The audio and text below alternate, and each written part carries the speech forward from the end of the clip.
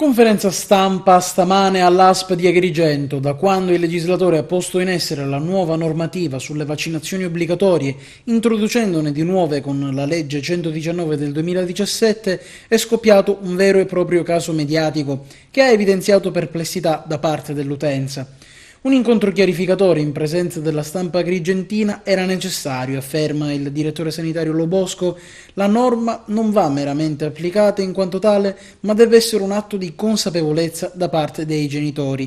I vaccini sono validi, basti pensare ai tassi di mortalità dei primi del Novecento ad oggi. I vaccini hanno fatto molto, contrariamente a quanto sostenuto da chi li critica senza fondamenti di basi scientifiche, sostenendo la loro inefficacia. L'importanza della vaccinazione è immensa.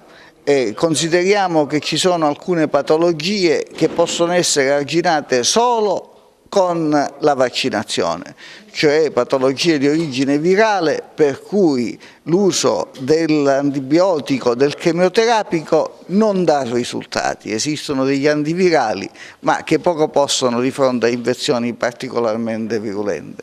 Ecco quindi che il conseguire quella che si chiama immunità di gregge, cioè immunizzare il numero più alto possibile di soggetti in maniera tale da evitare la diffusione dell'agente patogeno, è l'unico sistema che abbiamo concretamente per poter limitare la diffusione delle infezioni e in prospettiva anche debellarle. Ricordatevi che in medicina non c'è nessun atto terapeutico che possa essere privo di effetti collaterali. Quindi il farmaco in quanto farmaco è tossico, il problema è che noi di fronte a un evento patogeno dobbiamo agire per cercare di arginarlo. Gli adempimenti sono previsti dalle varie circolari e anche dalla legge. Ci sono diverse possibilità, effettivamente c'è stata un po' di confusione, ne ha ragione, quindi siamo qua anche per dare chiarezza.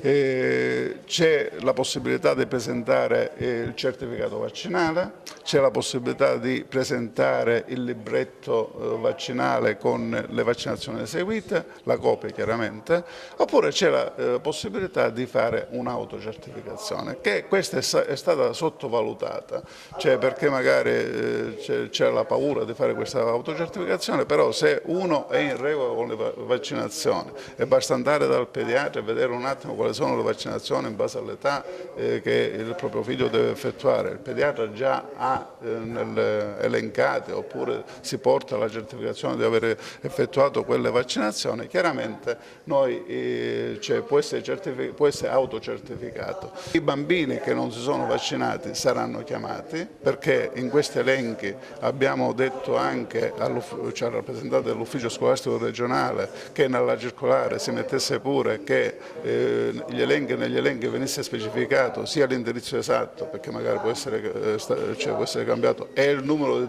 di telefono, perché ormai ci sono solo cellulari, e quindi noi possiamo con questi mezzi raggiungere sia il bambino sia l'adolescente per sottoporlo a vaccinazione.